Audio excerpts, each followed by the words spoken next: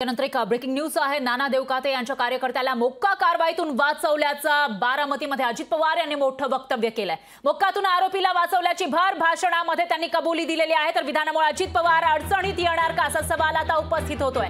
अजित पवार गुन्हेगारांना कशासाठी पाठीशी घालतायत असा सुद्धा या ठिकाणी सवाल उपस्थित होतोय। काही दिवसांपूर्वीच पुण्यामध्ये अजित पवार यांनी कोयता गँग गुन्हेगारांना कोणत्याही परिस्थितीमध्ये वाचवणार नाही, त्यांना सोडणार नाही असं विधान केलेलं होतं। पण त्यांना बाहेर सोडण्यामध्ये ते मदत करतायत का असा सवाल या ठिकाणी उपस्थित होतोय। कारण आता गुन्हेगारांना अजित पवार मोक्का कारवाईतून वाचवतात का हा प्रश्न उपस्थित झाला आहे। त्यांनी स्वतः या विषयीची कबुली दिलेली आहे। काही दिवसांपूर्वी अजित पवार यांचे पुत्र पार्थ पवार यांचा गुन्हेगारासोबतचा फोटो समोर आला होता। त्याचबरोबर स्वतः अजित पवार यांचा सुद्धा एका गुंडासोबतचा फोटो समोर आला होता। आणि त्यातच आता उपमुख्यमंत्री अजित पवार यांनी हे विधान केलेलं आहे। एका कार्यकर्त्याला आपण मोक्कातून वाचवल्याचं ते म्हणतायत। बारामतीमध्ये स्वतः त्यांनी ही कबुली दिलेली आहे। त्यामुळे राज्याचे उपमुख्यमंत्री हे जे गुन्हेगार आहेत, गुन्हेगारी कारवाया करणारे लोक आहेत, त्यांना आश्रय देत आहेत का असा सवाल आता उपस्थित होतोय।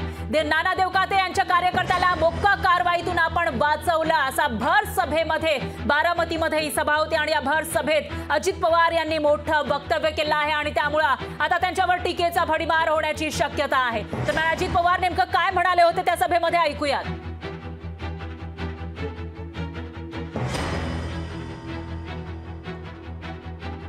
उद्या कोणी म्हटलं की दादा एकदा चूक झाली, आता पदरात घ्या, पदर आमचा फाटलाय, आता पदरात घ्यायची परिस्थिती राहिली नाही। पदर नाही आणि धोतर नाही, डायरेक्ट टायर मध्येच, मधी कुठं नाही। त्याला मी पुन्हा पुन्हा निक्षून सांगतोय, त्याच्यामध्ये आपल्याच वडगाव शहरी विधानसभा मतदारसंघात परवा काहीतरी घडलं। हा विश्रांतवाडीतच चालेल, त्यांना तर हुडकूनच काढतो। हे अजिबात चालणार नाही। आता बारामतीमध्ये मला एका माणसाचं नाव सांगा दादागिरी करतो, ज्या आला त्याच्याकडे बघतोच कसं काय ते। सगळ्यांना सारखा न्याय मिळाला पाहिजे।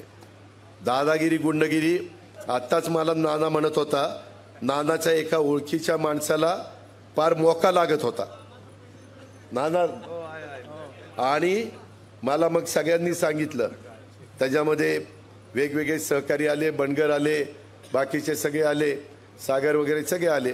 म्हणले दादा एवढ्या वेळेस वाचवा, आणि आता सांगतो एवढ्याच वेळेस परत चुकला तर अजित पवाराकडे यायचं नाही।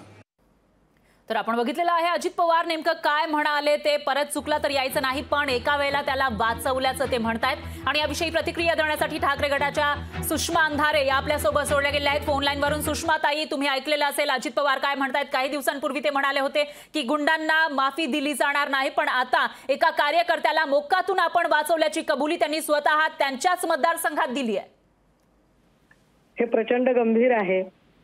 कायदा सुव्यवस्था आणि प्रशासन सांभाळण्याची जबाबदारी ज्या सरकारवर असते, त्या सरकारमधले उपमुख्यमंत्री पदावरची अत्यंत जबाबदार व्यक्ती जर इतक्या बेजबाबदार पद्धतीने वक्तव्य करत असेल तर हे गंभीर आहे। म्हणजे याचा अर्थ की आमचं सरकार आहे तर आम्ही आमच्यातल्या मोठ्यातल्या मोठ्या गुंडाला वाचू, आणि आमचा विरोधक असेल तर त्यांच्यातल्या सज्जनातल्या सज्जन माणसाला आम्ही त्रास देऊ। मला वाटतं की या सगळ्यांमुळे लोकांमधली त्यांची प्रतिमा काय होते याचा तरी त्यांनी विचार करायला पाहिजे की आपण काय बोलतोय आणि कुठून बोलतोय। कमाल आहे।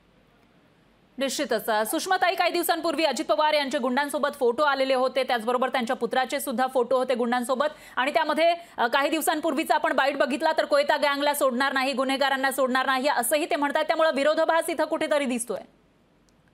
नाही, ज्या पद्धतीने सत्ताधाऱ्यांचे आमदार किंवा आमदार पुत्र हे वेगवेगळ्या कुख्यात गुंडांसोबत फोटो, भेटीगाठी, वेगवेगळ्या निमित्ताने त्यांच्यासोबत मिसळणं, पूजा आणि उत्सवांना त्यांना घरी बोलावणं, हे जे चालू आहे, हे एकूण चित्र पाहता हे गुन्हेगारीचं उदात्तीकरण करणं चालू आहे।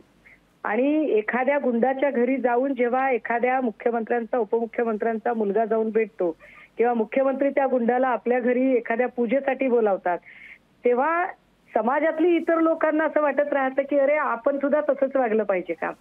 एका अर्थाने शासन प्रशासनातले मुख्यमंत्री, उपमुख्यमंत्री आणि हे सत्ताधारी लोक गुंडांचं उदात्तीकरण करून लोकांमध्ये एक चुकीचा मेसेज पसरवत आहेत आणि तुम्ही समाज सुधारण्याच्या ऐवजी जो महाराष्ट्र कधी काळी सभ्य सुसंस्कृत ओळखला जात होता हा आता शिंदे फडणवीस पवारांच्या काळात पुन्हा एकदा गुन्हेगारीच्या सगळ्या त्या जाळ्यामध्ये अडकत चाललाय की काय अशी परिस्थिती आहे. निश्चितच. कदाचित हेच कारण आहे की ज्यामुळे अजितदादांच्या समोरच आमदार सुनील कांबळेने गुंडागर्दी करत अजितदादांच्याच कार्यकर्त्याला मारहाण केली आणि दादा काहीच बोलू शकले नाही.